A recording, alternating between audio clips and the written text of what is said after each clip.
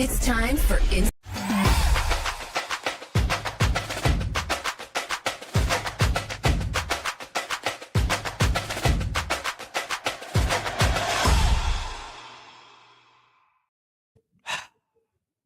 Time for a little change in wardrobe, Todd. You wear black to a funeral. And the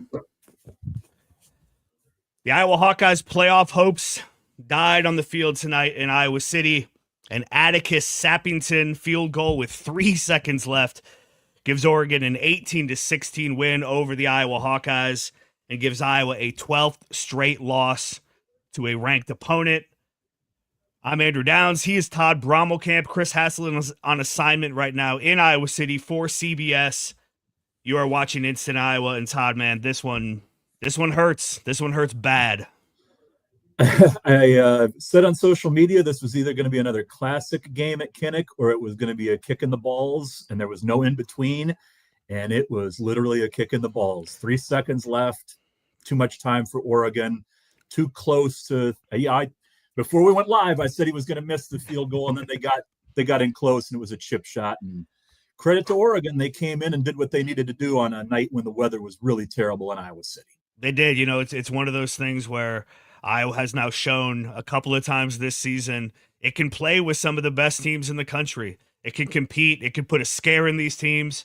And, you know, short of a few mistakes, maybe it could even beat one of these teams, but just unable to get the job done, unable to get over the hump. And it's one of those where, yeah, you tip your cap to Oregon, and at some point you'll be able to look back and maybe take some level of moral victory out of this. But as we sit here just minutes after the game goes final, the only thing that matters is the loss, and it's just yet another disappointing game for the Hawkeyes. Now, I'm playing the role of Hassel here, so do I have to talk you off the ledge, or am I the one that has to step out on the ledge? I can never remember. I'm on the ledge, so yeah, you can either join me or try to talk me down. All right. Look, I don't think too many people thought Iowa was going to win. Well, I say that, and then most of everybody nationally was on Iowa. Right. I had drinks with an Oregon fan last night, and I think he was closer to the final score than I was. I said 2017 Oregon was going to be the final. So the game played out the way that I thought it would from a final score standpoint. But when you take it play by play, there were chances there for Iowa to win that game. And I think that's probably what's frustrating most of the people that are joining us right now. We're going to break it down for a good hour here, however long this stays fun. And it's not a lot of fun right now, Todd, but we'll get there. The payment already hit my account. So if there you go. Hey, you feel good. You feel right good. Now, 3 minutes and 2 seconds. We're done. This is Instant Iowa here on Iowa Everywhere. We know that carrying your groceries out to your car seems a bit old school. That saying hello and asking about your day feels like a thing of the past. Being best at fresh, it's not just a fad. Serving high-quality meat at affordable prices? Talk about a throwback. But at Fareway, that's kind of our thing. Because some things never go out of style. Friendly at Fareway. It's more than just a name.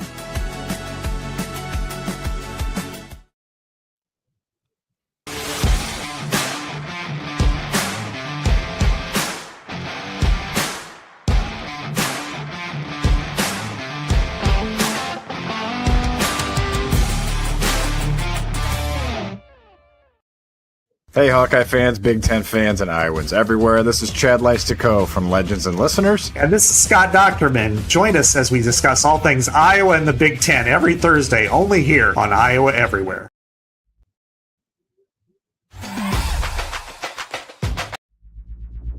It's time for Instant Iowa, presented by Fareway Meat Grocery. From the Channel Seed Studios, here are your hosts, Chris Hassel and Andrew Downs.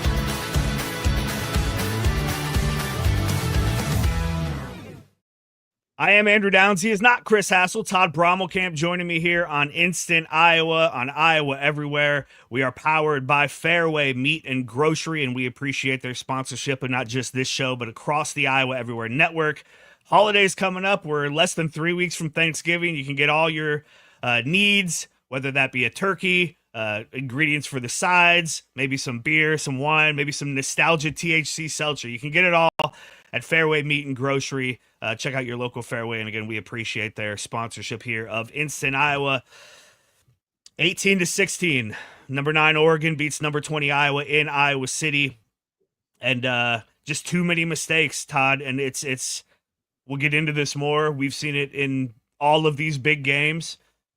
Too many mistakes for this Hawkeye team to find a way to win tonight. Felt really good with 1:50 left. Mark Gronowski goes in for a 9th straight game with a rushing touchdown, and Iowa takes the lead and almost had that 2-point conversion, man. Inches away from making this game a little more difficult for Oregon to go down and win, but ultimately the Ducks find a way, and they're on their way to a playoff run probably, and Iowa is on its way to another Outback Bowl.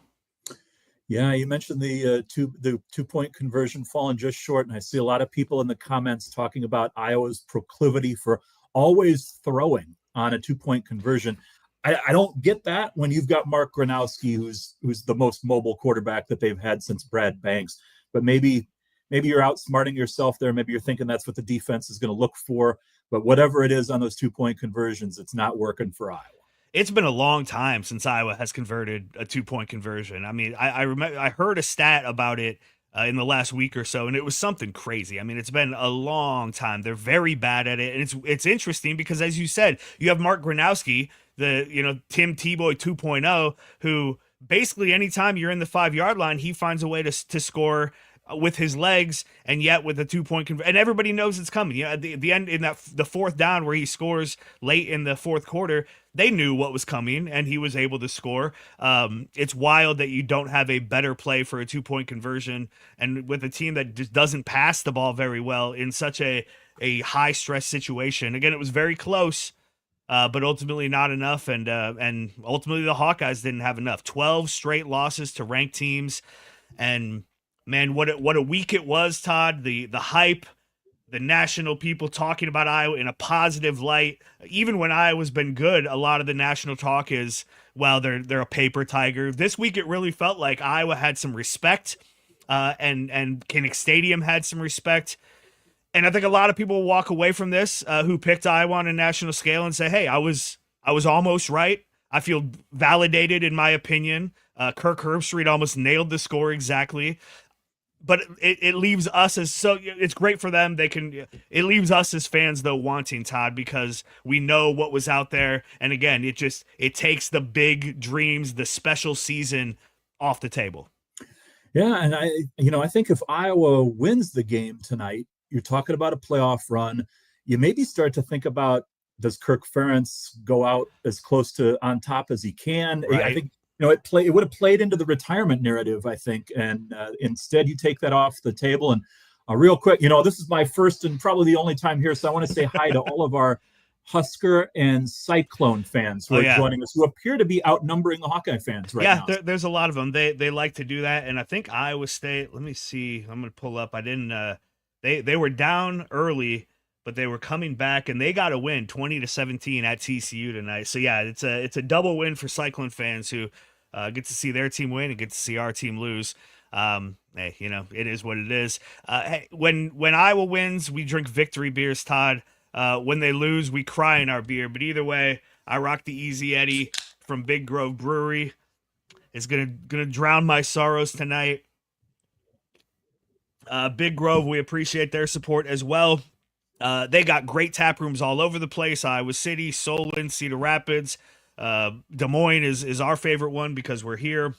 Great food, great beer, great overall experiences. I can imagine at the big groves across the state what the scene was like when Mark Gronowski ran in and Iowa took a lead late in that game.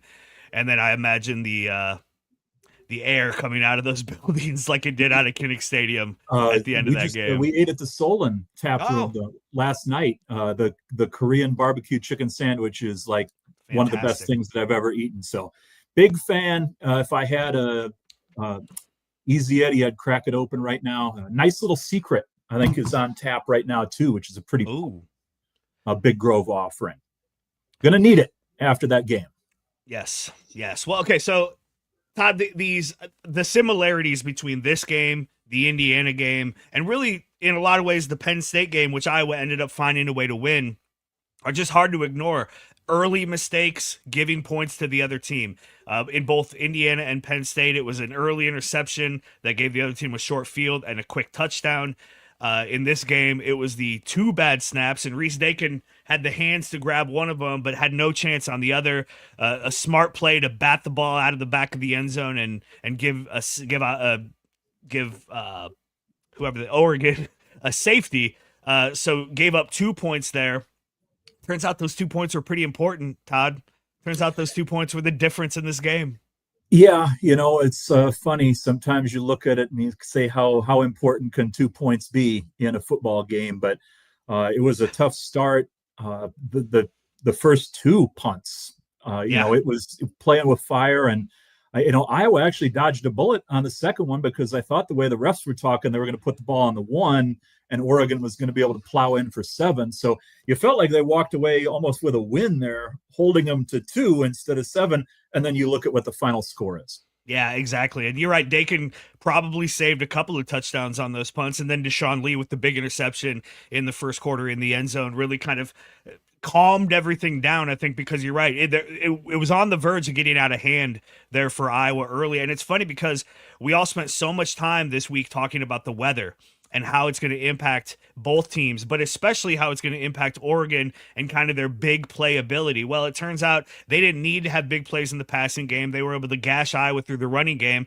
And really, I would say, I don't know how it affected everybody out on the field, but from a viewer's perspective, really the only impact the weather actually had was a negative impact on Iowa on those 2 bad snaps. Yeah, Oregon was going to come in and run the football. The bad weather was not going to hinder them as much as a team like Indiana that would come in and want to throw the ball a lot. I was actually impressed with how well Gronowski did from a passing standpoint tonight. I did not expect Iowa to throw the ball as much as they did, given the weather conditions. So maybe I'm just being too much of a silver linings guy, which is ironic because that's usually not the role that I play. But the weather, I think it evened the playing field a little bit for both teams. I certainly think it could have helped Iowa. And in the end, Iowa needed a lot more help than just Mother Nature to win this one. Gronowski, 10 of 18 through the air, 138 yards, 1 touchdown, a couple of really nice plays, and it was good to see Iowa's passing game kind of make a couple of big plays when they really needed to. Jacob Gill with a 38-yard catch to set up the touchdown to DJ Voname. Gill had 2 catches for 43 yards. Voname then another big catch on that final touchdown drive for Iowa. Reese Vanderzee had a nice catch. Hayden Large had it was nice to see the tight ends get involved a little bit, Todd. It's been like all season long. And I know we lost Addison Ostrenga early in the year, but the tight ends have not been a factor at all. I don't know how many balls these guys have caught all season, and they were a factor in the offense today, and that was good to see. Yeah, you kind of figured with the weather conditions that if Iowa was going to put the ball in the air, it was going to be a lot of short passing. And it was a game where the tight end stepped up. And we would be talking a lot more about them if Iowa would have won, because it wound up being a huge part of the game plan today. So I think Iowa fans have been waiting a long time to see the tight ends get involved. They got involved today. And again, it just goes out with the bathwater because Iowa lost the game. Nothing matters from a performance standpoint. The only thing that matters is that one team wins and one team loses. 3 losses by a total of 10 points this season. You lost by 3 to Iowa State, 2 to Oregon, 5 to Indiana. 2 of those teams are probably playoff bound, top 10 teams. It's going to be one of those seasons, Todd, of what if, what could have been, because I do think this is a good football team. I don't know if they're going to go out to USC. A couple of weeks ago on Hawks on Tap, you and I both declared the USC game the tougher of these 2 games. And if Iowa plays the way it did tonight and loses to USC, it'll be another one, tip your cap, because this is a good Iowa football team.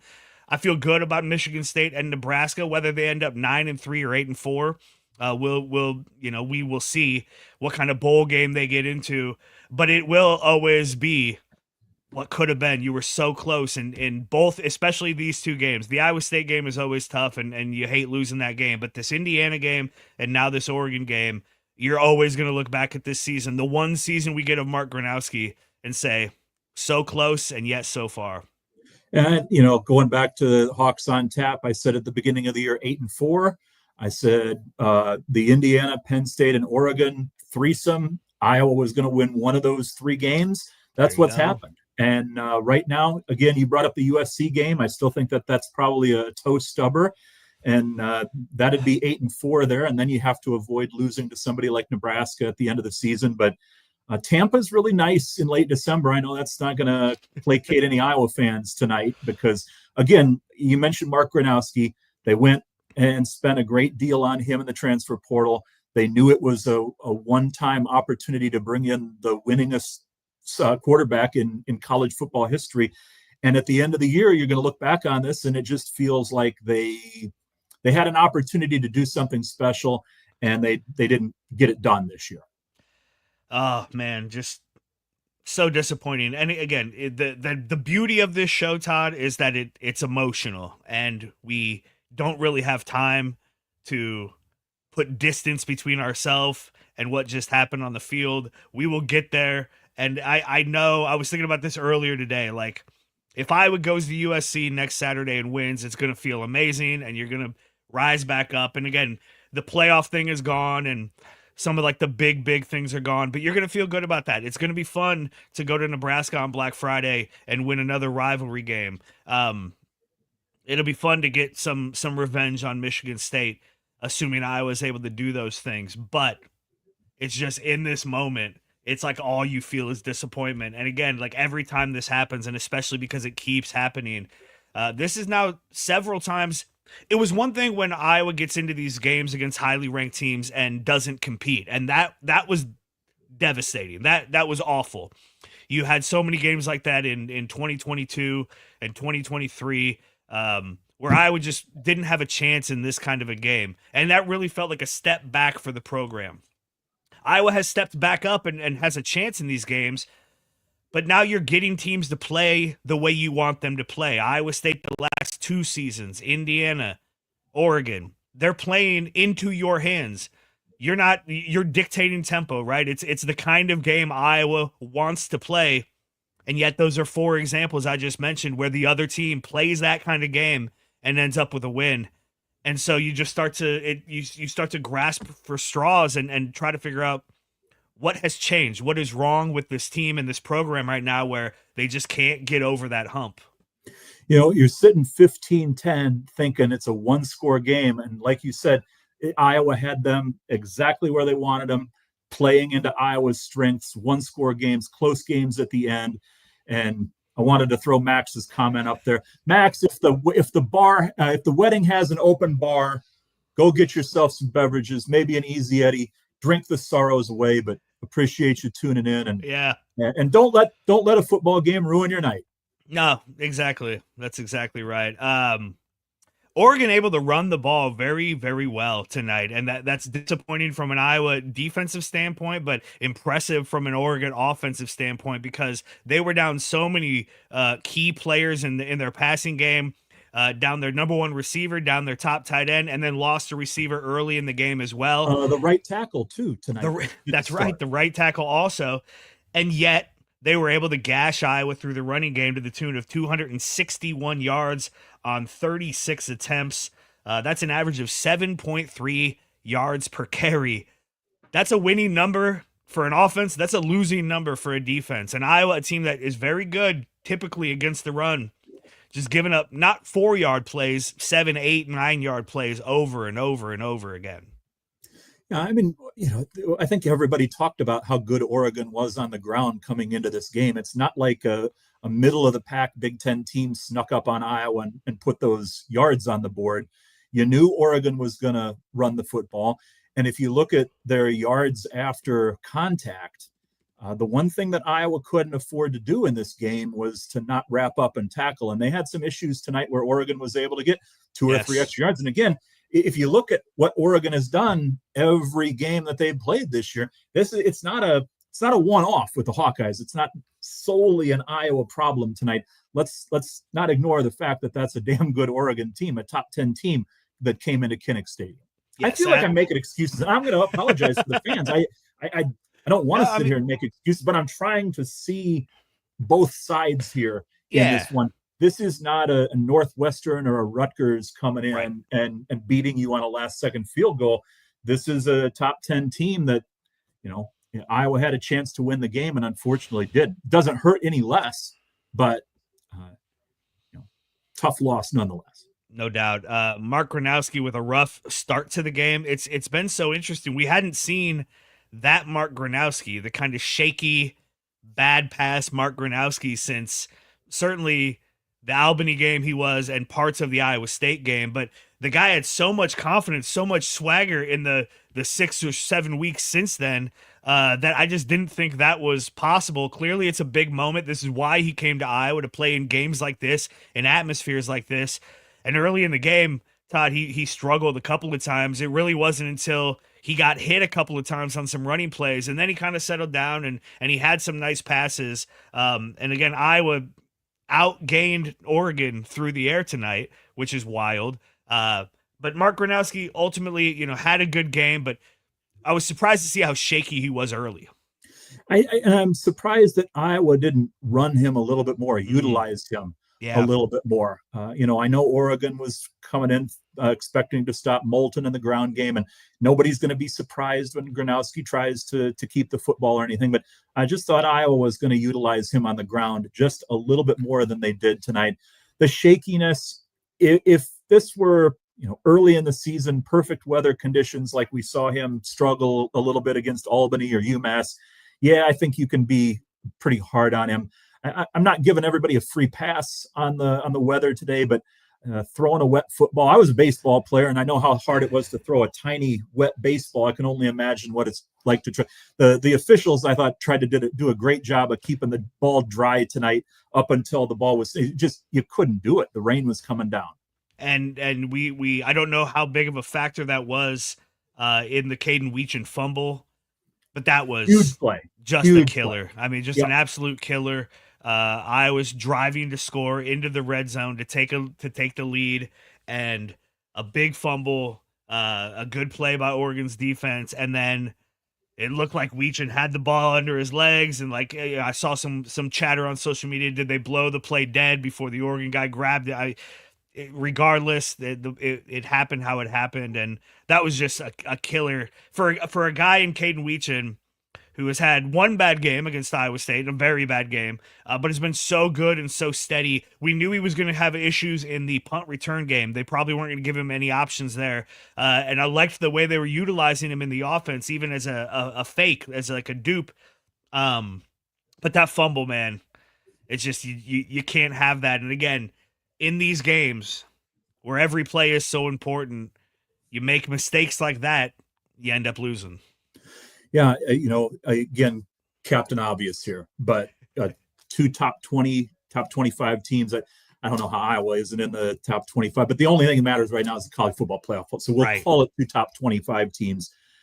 You can't make mistakes. The team that makes fewer mistakes is going to win the ball games, especially in the month of November, whether it's Iowa or not. And go back to the safety, you go back to the Weechin fumble. There were just too many of those little mistakes tonight for Iowa to overcome, and credit, or I thought it wound up being a great second half after a pretty shitty first half. It's like, okay, this game's playing out, and it's gonna be low scoring and back and forth. The second half was pretty solid, and Oregon made one more play than Iowa did at the end, and that's what it comes down to in Big Ten football. Interesting to see how many, and I think Tim Lester called a good game tonight. I think the offense, again, didn't score a ton of points, but didn't need to score a ton of points. Would have been nice to score 3 more. But interesting to see how often they went to the pitch play. I mean, so many of the run plays were those quick pitches. And again, in a rainy night, it didn't end up killing Iowa, but the whole game I'm sitting like, oh, hold on to the ball, man. It was kind of interesting to see them go that way. Gronowski on that tush push on the 4th and 1. They come back from commercial, Todd, and they show that replay where he totally didn't have the ball. It's on his leg, and he almost lost that. They probably shouldn't have had to have that play anyway. It felt like he got the first down on the 3rd down, but they didn't give it to him. Just a lot of close stuff there, and kind of dangerous playing with a wet ball to be pitching the ball as much as they did. But I think Kamari Moulton, for the most part, had a good game. 87 yards. Still hasn't been able to break one. Still hasn't been able to kind of get loose. His long was 16 and average at 3.8 yards per carry. But I thought Iowa's running game was pretty good. Pretty good. Yeah, the toss play stuff, I'm going to just assume without having heard Kirk's post-game conference, which I'm sure is going on right now, or they're probably still waiting for. I don't miss that about waiting around for Kirk, but I'm going to assume that that was something that they saw on film that they thought maybe they could exploit a little bit tonight against Oregon. And you're right, it's kind of like playing with fire in the weather conditions. And Iowa, held on to the ball for the most part tonight, except for getting down, into the red zone with Caden Weechin, where it feels like if they score a touchdown on that drive, the rest of the game plays out completely differently. So why can't we win a game like this, Todd? Like why has this aspect of Kirk Ferentz football that we all hung our hats on for so long? And I mean, really, you haven't had a ton of opportunities like you had tonight. I think now Kirk Ferentz Iowa is 5-2 against top 10 teams in November in Kinnick Stadium. That's a lot of ends. It's one of those like baseball stats, a left-hander with a vowel at the beginning of his name on a Tuesday. But no Big Ten team in the Duke's Mayo Bowl this year. To whoever made that comment. So know your bowl assignments, please. I don't even know what the Outback Bowl is called anymore. The ReliaQuest Bowl. Oh, there you go. Well, yeah. I think that's we'll find out. The only thing about the Outback Bowl that's changed since 2003 when I covered the first time down there. But can you put your finger on anything, or is it just bad luck? Is it just Iowa men's basketball's inability to get to a Sweet 16, where it's like all of these different factors, and it's not one thing that's wrong with the program, but it's kind of adding up to a thing that is just holding you back right now. I know this isn't going to make people feel any better, but we've all known 27 plus years Kirk Ferentz plays conservative football, one-score games. He's fine winning by 1 point. He'd rather win by 1 point than lose by 1 point. The way that I've always thought about it is it's kind of goes down to probability. Like you can flip a coin 10 times and it can come up heads 8 out of 10 times. But the more you flip the coin, the more it's going to get back to 50-50. And I think, Iowa has made a living for a long time on winning those close games, especially Kinnick, Knight, top 10, top 25 teams. And this is just sort of after 27 years, to me, maybe it feels like the pendulum's swinging back the other way. Oregon was the more talented team. Yes. Coming in. The final score is 18-15. If we're talking here like the 89 final score, which was 44-18 or something like that, I mean, it's a completely different post case. You're like, okay, how did a team come into Kinnick and just completely embarrass them? Iowa didn't get embarrassed tonight. They lost to a better team. I'm not being a good hassle here. People in the comments want hassle. You're right though, because it's one of those things where fire Kirk. The outlier became the norm, right? The outlier of Iowa being able to beat teams like this in situations like this. We all got used to that because they were able to do it. And then when now that has kind of stopped happening, like you said, it's a reversion back to the mean. It's the law of large numbers and averages, right? But we had hung our hats for so long as a program on this is where we're special. It's not going to be year in and year out. We're not going to be competing at the top level every year. We're a developmental program, but every once in a while, when things come together and teams come into that kind of an environment, which was a fantastic environment in Kinnick Stadium, I was going to find ways to win. And again, it's so disappointing when that doesn't happen. Let's talk something good here, Todd. It's the Wyckoff Heating and Cooling Player of the Game. Wyckoff, for all your heating and cooling needs, contact the locally owned and family-owned team at Wyckoff Heating and Cooling. Peace of mind under your roof. We got to come up with a peace of mind player of the game. And Todd, I'll give you the honors. Who do you got tonight? I'm going to go with Mark Gronowski. I thought, again, I wasn't expecting him to have as much success throwing the football. He made some really great throws there late in the game. Got in the end zone, using his legs. It's hard to pick a player of the game when your team loses, right? It is. And it's kind of low-hanging fruit to go with the quarterback. But my expectations for Mark Gronowski were much lower than what the final box score showed for him. So go with him tonight and maybe just a blanket give it to the tight ends as a room, because I thought they played well as well. But Gronowski gets the nod from me tonight in the losing effort. Yeah, I was gonna say, I think DJ Voname is probably the guy, and as you said, you're kind of reaching a little bit here to find a player of a game in a loss. Certainly, if Iowa ends up winning that game, maybe whichever defensive player makes the big stop late, or the Mark Gronowski touchdown that wins the game. But DJ Voname, a guy who maybe a lot of us didn't know how to even pronounce his name coming into the game. A couple of catches. His mom, I think, is a Daily Iowan and KRUI alum. I think Iowa alum. A little bit before my time, but shout out to her there. So, an opportunity to see some of those. Jaden Montgomery rising up again on defense. You're starting to see some of these younger guys playing a little bit. I see somebody with Skurs in the end of their name. 120 yards. I wasn't expecting him to break triple digits tonight throwing the football. No. So I'm going to give it to Gronowski. And he doesn't need. The real fans know. Yeah, that's a hell of a performance throwing the football in the conditions and given Iowa's. Kirk Ferentz is so risk averse. I'm surprised they put the ball in the air. 20. How many pass attempts did he have tonight? 18. So almost 20 pass attempts when the weather was as bad as it was. I wasn't expecting that, so I'm going to give Gronowski the benefit of the doubt. Yeah, and why am I defending myself? That's not your show. Yeah, screw you, Skurs. A couple of really, I'll say it. I'll wear that. A couple of really nice throws as well, and again, a couple of those to DJ Voname, who scored the touchdown after the really cool, the great play to Jacob Gill. And then the Voname touchdown, and then Voname with another big catch, a 40-yard catch for a first down on that final drive for Iowa. I guess maybe not technically the final drive. They had one play after the field goal by Oregon, but that'll be my player of the game. Deshaun Lee probably deserves a shout out as well. The interception. The interception was a great play. It was a game saver early in the game. If Oregon scores 7 there, it's probably a whole different game. And he came off his man and kind of came in. He read that play so well. And he's had a couple of nice games. He's gotten beat up a lot. He's gotten beaten a lot.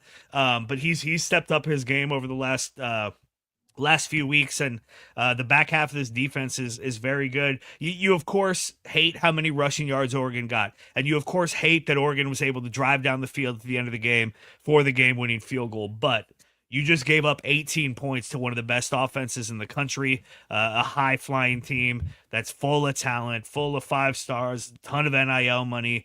So you really can't. I feel a lot like I did against Indiana, and you've already said it a couple of times tonight, Todd. There's nobody to blame for this loss for Iowa. You could point to things, and we have, and we will. The fumble and the safety, and I mean there are things, but I don't think you can blame the defense who gave up 18 points. I don't think you can blame the offense who went down and scored when they absolutely needed to. You probably can't even blame special teams as a whole, because he had a really nice field goal from Drew Stevens to put Iowa in a position to take the lead late. And so you tip your cap in a loss like this to a team like that, as disappointing as it is. Like you said, it's understandable, and Iowa held it. I mean, they should hold their heads high tonight. It sucks, but they played well. Brandt commenting here, the 58-yard field goal. I think if Iowa wins that game, we're talking a hell of a lot more about Drew Stevens. No doubt. And that was a gutsy call. Again, in those conditions, for Kirk Ferentz to make that call, especially when he got bit in the ass the last time that he tried to bomb a field goal. Iowa wins that football game. Drew Stevens is the MVP. A lot of missed tackles again tonight, as the commenters are letting us know. That's disappointing. I mean, again, this defense is good, and it's better than they were last year, and it's better than they were to start the season. But there are these issues that kind of keep coming up, and it's going to be interesting to see how this team finishes out this season now, and kind of fixes some of these things. We'll keep the segments rolling here, Todd. We're gonna flush it.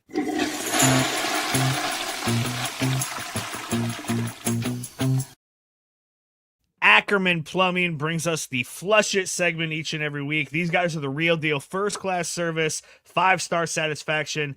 They put your needs first with platinum service. Ackerman Plumbing throughout the Iowa City and Johnson County area. Over in your neck of the woods there, Todd, the Ackerman Plumbing gang, they serve that area. And it's more than just another plumber at Ackerman. And they ask us to flush something. You can kind of go however you want with this, Todd. I mean, do you flush something bad? Do you flush what you thought of the season? I think we're all flushing playoff hopes. What are you flushing tonight after this loss to Oregon?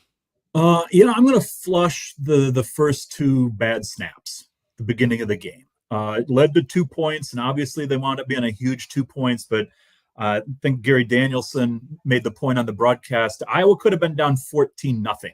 Yes. If they had not at least bailed themselves out. Instead, it was 2-0. Ultimately, again, it wound up being a pretty big 2 points. But for as much hand-wringing as there was over the two bad snaps, I thought they rebounded well. And yeah, it loomed large in the game, but it didn't loom as large as it felt like. I know I spent a great deal of time on social media during the game, which is my own fault. And there were people that were freaking out when it was 2-0 against the top 10 team in the first quarter. I mean, there was so much football left to be played at that point. That's when you're going back and deleting your skeets or your X's or whatever you want to call it. That's what I'm flushing out of this one. I think bigger picture, like you touched on, there's a lot that's going. You probably need a pretty big plunger for everything that gets flushed, because everything got flushed here. Yeah, if you try to flush everything that Iowa just lost, you're going to need Ackerman Plumbing to come out and clear your lines. Yeah, I mean, the days of counting on elite special teams are gone right now, at least. This has been an issue all season. Missed field goals, blocked punts, bad snaps. Iowa used to win games because of special teams. Now they're losing games because of special teams. And again, that's not the only thing. But like Caden Weechen's been a pretty solid special teams player. Outside of that, Drew Stevens has had some really good kicks. Reese Dakin has had some good moments. But for the most part, it just hasn't been to the level that Iowa has come to expect, that we've all come to expect. And again, when you build your entire program on one possession games, and one play games that make all the difference, and special teams is a big part of that. When that starts to slip a little bit, it feels really, really bad. I did this after the Iowa State game as well. I'm gonna ask Caden Weechen to flush this game, and specifically that fumble, because that's gonna be hard. He's gonna have trouble sleeping tonight, because we can tell him that it's not his fault and there are other things, and Iowa still came back and had a lead late and da-da-da-da-da-da-da-da. But you make a play like that, you have a blunder like that in a game like this that ends up that close, you're gonna feel that one. You're gonna wear that one. And he had such a bad game against Iowa State and then was able to flush that and really have a great season up until tonight. So he needs to be able to flush this again, because I was going to need him, not just in the punt return game, but in the offensive game this week at USC, and in those games against Michigan State and Nebraska, and whatever bowl game Iowa plays in. I was going to need Caden Weechen to be a big part of this game and to be a confident player out there like he was against Minnesota, where he thought about fair catching but didn't and took it back for a touchdown. So I need Caden Weechen to flush that fumble and to kind of get over it quickly. Iowa has the 24-hour rule. That's going to be one that sticks with you a lot longer than 24 hours, Todd, but hopefully he can get over that and have a good end of the season. Yeah, AD, you and I are both baseball fans. I think it's the equivalent of an elite reliever coming in, and, the guy's got a sparkling 2.08 ERA or something like that, and he gives up back-to-back home runs to blow the save. Yeah. You got to flush it and move on and come back, and you're still elite. And as you said, I think at the end of the year, if we're having the conversation about who this team's MVP is he not the leader in the clubhouse right now? I mean, we don't have a crystal ball. We don't know how the rest of the season is going to play out. That's interesting. But there's a couple wins that maybe aren't in the win column without his performance.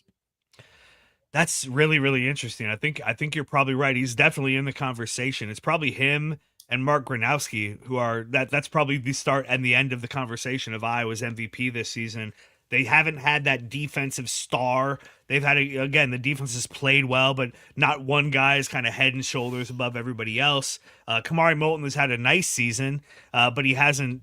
And again, we're so spoiled at times as Hawkeye fans. I mean, you look at we don't have a Jay Higgins or a Jack Campbell. Well, yeah, most people don't.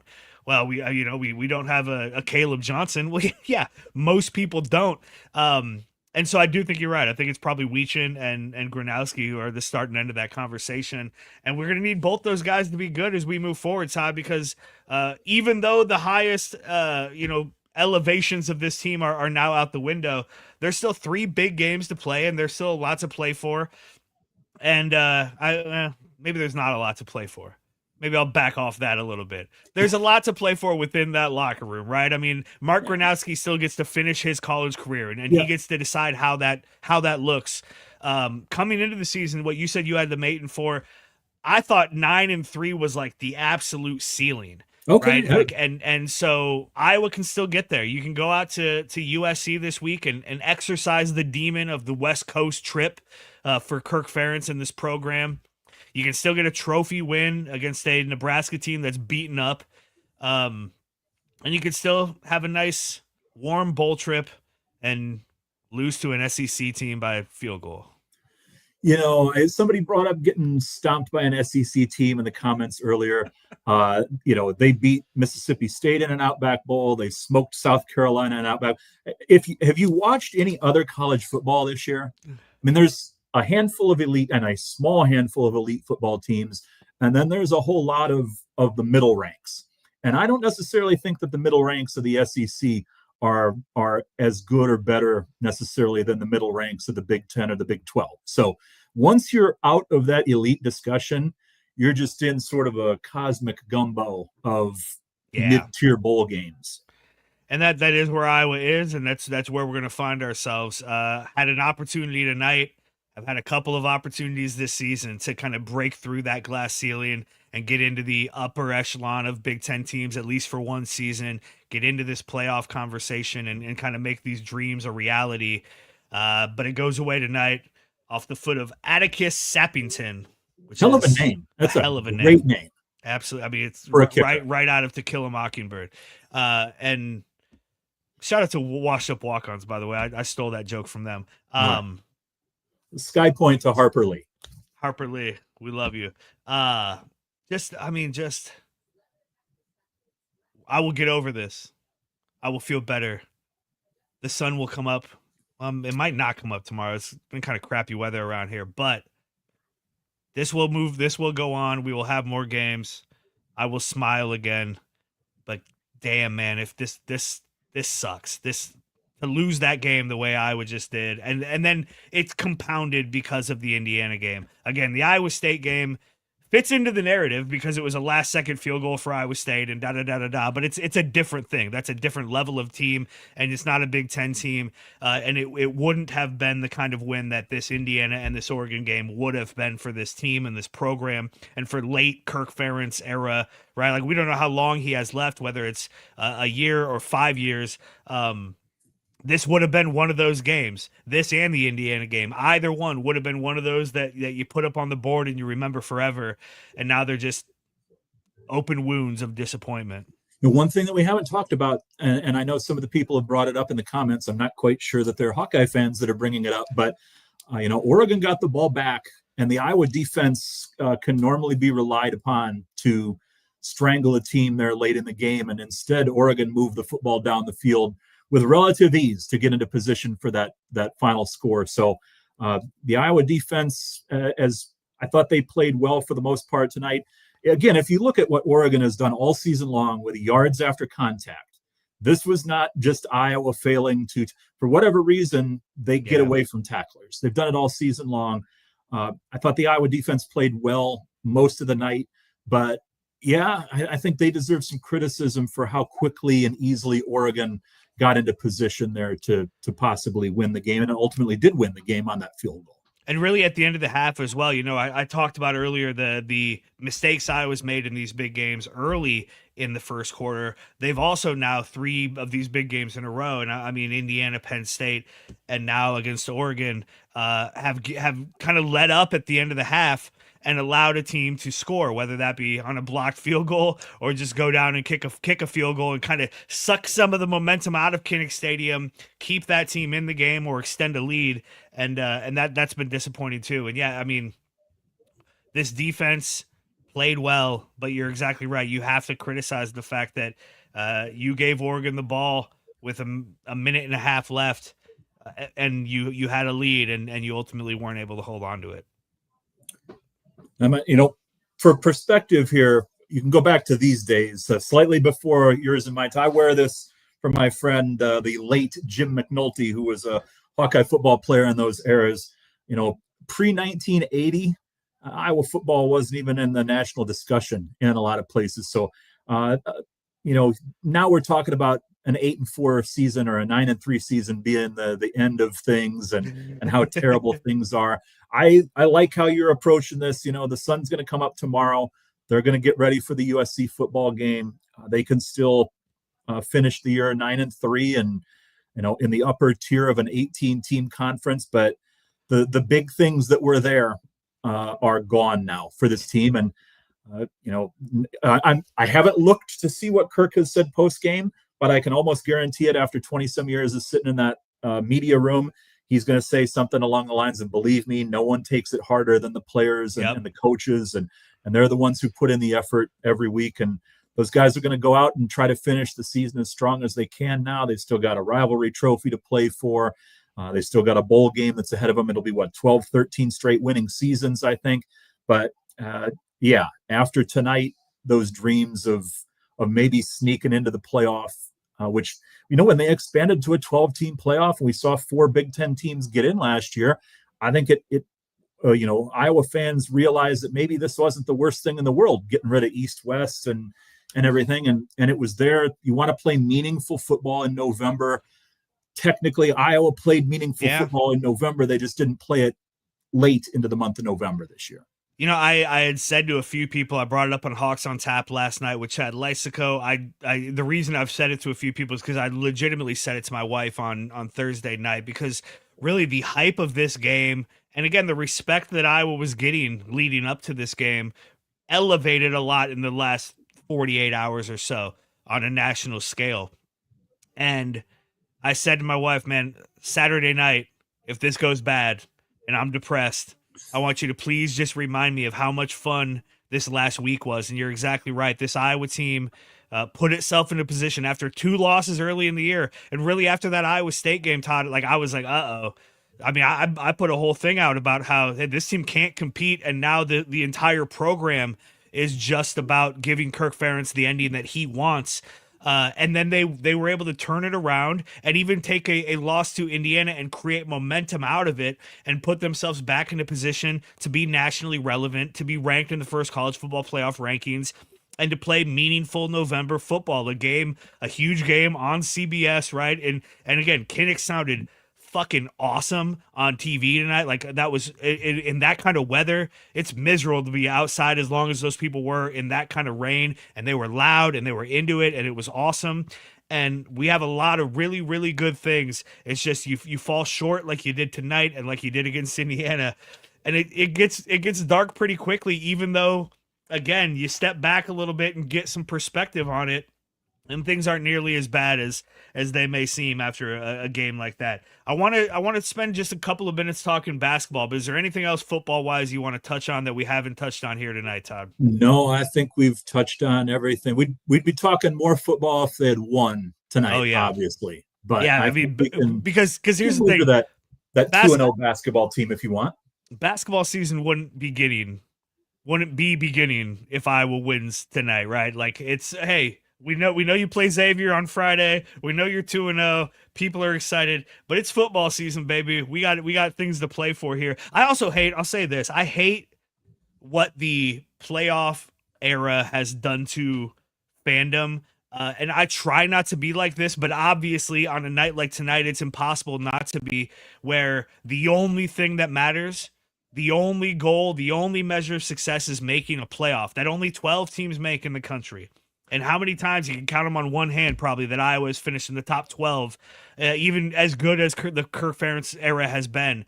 And so an Iowa team that coming into the season I never thought was going to make the playoff. An Iowa team that 4 weeks ago was 3-2, and I thought no chance they'll ever make a playoff. All of a sudden, they put themselves in this position, and I get my hopes up, and we all kind of get hyped up for it. Yeah. We start dreaming, and then it goes away in a way like it did tonight, and it feels like the entire season is over. And again, that can't be all we play for. Keith Murphy on Murph and Andy a couple of weeks ago talked about this. And I think we all know this inherently. If the only thing that matters is winning a championship, if that's the only measure of success when you're a fan of teams like Iowa and Iowa State, you're going to be disappointed every year. Iowa's probably not winning a national championship in football in our lifetimes. It's probably not going to happen. Maybe it will.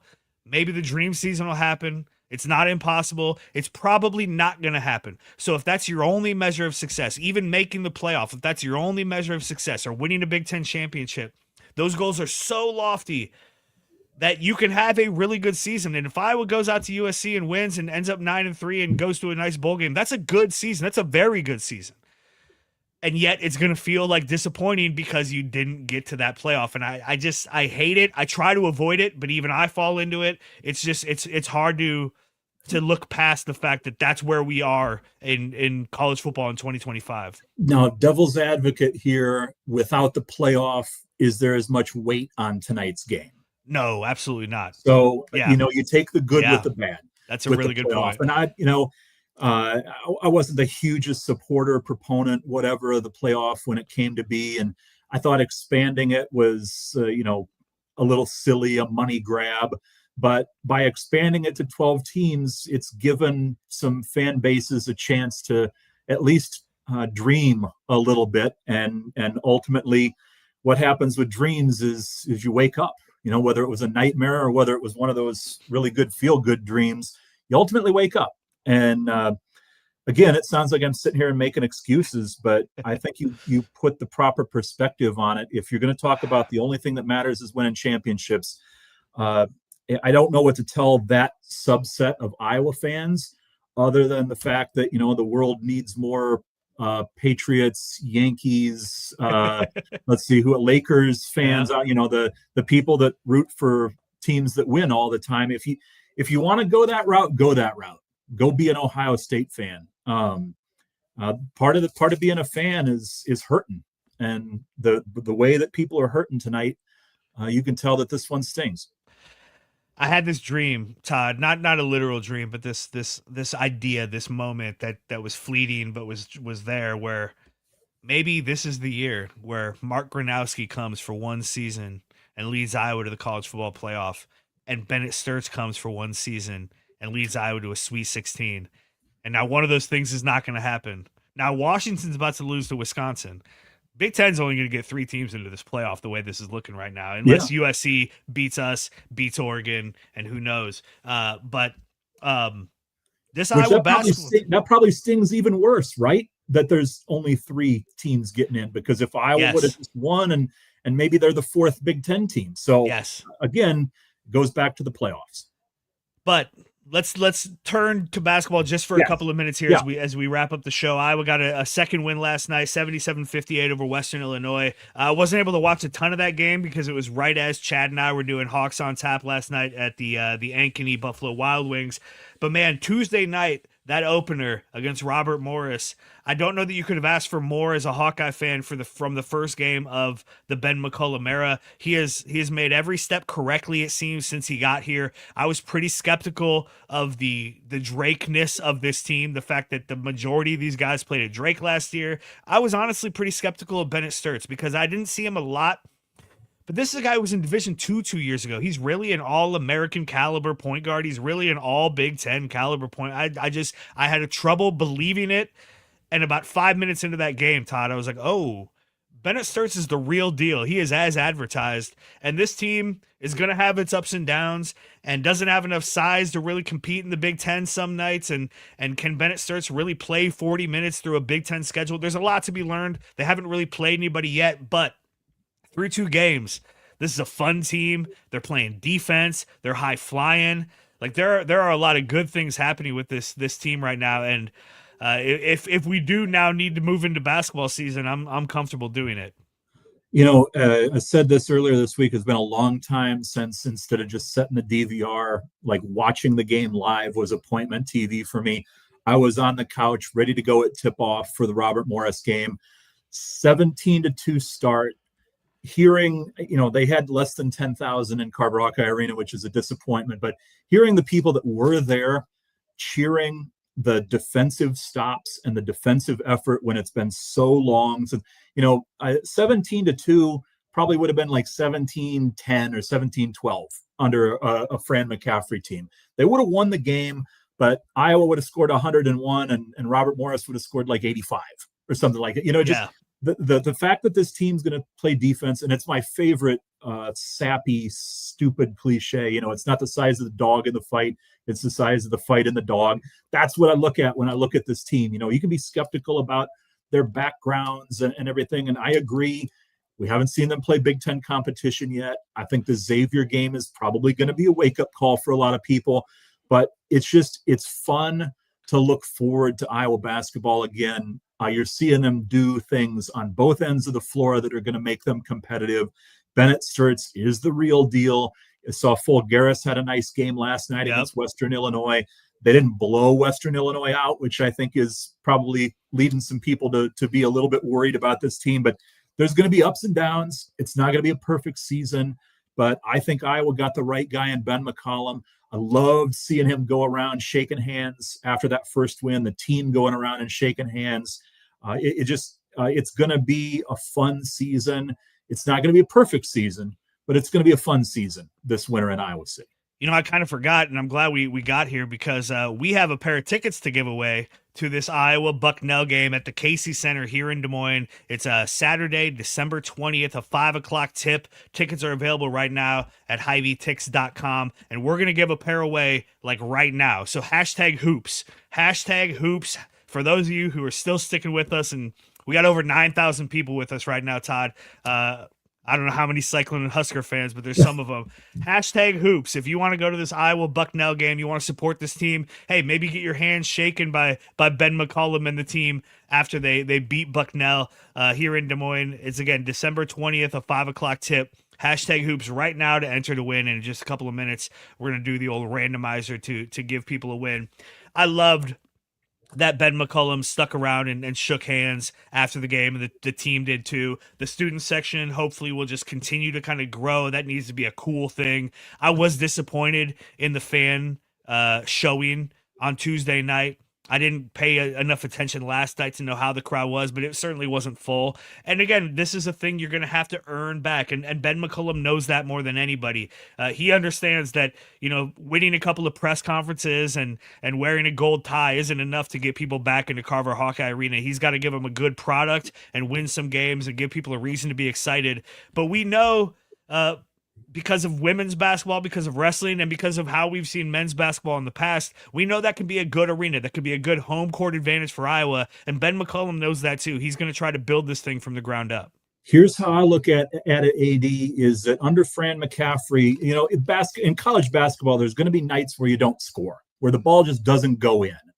And when you're an offense first team and you don't play defense, on those nights, you're not going to win those games.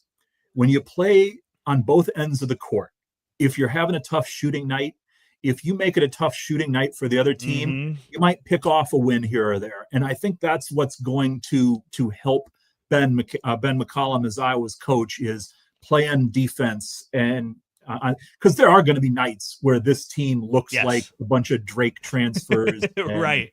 Fulgaris coming in from Robert Morris, which they were a tournament team a year ago.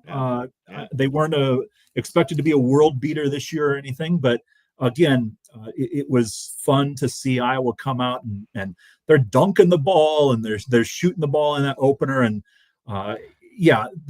the non-conference attendance that goes back to the Alford era, Licklider, McCaffrey. It's a number of things that have led fans to not show. I think they'll be there when the Big Ten season rolls around. I think they'll be there for some of the bigger non-conference games. Certainly they'll fill the Casey Center for that Bucknell game, I think. But Yeah, that's the way that I'm looking at this. Is when you play defense, you can overcome a bad shooting night. And Iowa's going to have nights where, maybe one or two of those guys is making shots instead of five of them like that opener, and they're going to struggle a little bit. But defensively, it's going to let them hang in some games that maybe they wouldn't have playing Fran McCaffrey's style of basketball. Well, let's help fill the Casey Center in Des Moines for that game against Bucknell. We're going to pick a winner right now. #hoops for those of you who entered. We appreciate it. And the randomizer going here. The winner of a pair of tickets to this game is Nathan Ross, 8676. Oh, I just said 67. My kids are probably going nuts upstairs. Nathan Ross, email me ad@iowaeverywhere.com and we'll get you your tickets. You're headed to the Casey Center to see Iowa beat Bucknell on December 20th. 5:00 tip there. And again, tickets available at HighVTix.com. Todd, I can't let you know how much I appreciate you coming on. This has been a lot of fun doing these things with you. We thought last time you did Hawks on Tap, it was going to be the last time we were able to do this. And then Hassel called me on Wednesday and was like, hey, CBS is sending me to Iowa City. I have to do post game for them. I don't think I'm going to be able to do Instant Iowa. And you were the first name that came to mind. So I appreciate you jumping on with me.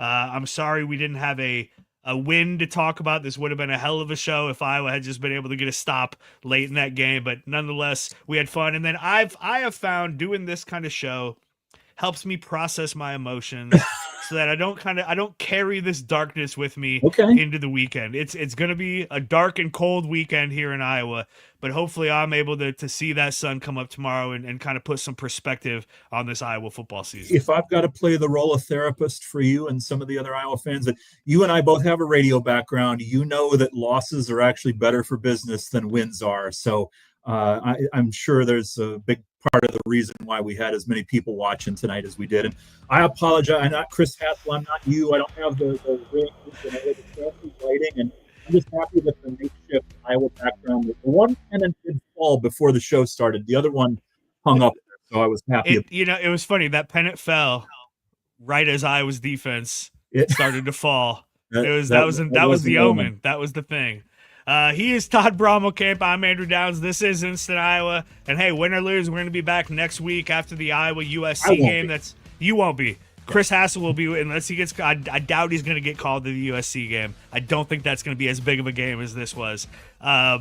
He will be back with me. It's a 2:30 kick. We don't know what network on just yet, but we will find that out. We do know it's a 2:30 kick next week, so we'll be on about the same time. And we got Iowa Everywhere shows all over the place. Cyclone Sunday for you Cyclone fans who are in attendance right now. That'll be coming out tomorrow, along with Bigger Than 12. Two Guys kicks things off on Monday morning, Murph and Andy Monday as well, and then back to our full week of programming. We would like you to like and subscribe, give us a follow. That does help us, and we appreciate each and every one of you who do that. It's been so much fun to go around on Hawks on Tap and have people stop by and say how much they enjoy Iowa Everywhere coverage. I know Chris Williams is down in Texas today for the Iowa State game, and he's had a bunch of people come up to him. So we really appreciate all the support we get from you. This is Instant Iowa, signing off on Iowa Everywhere.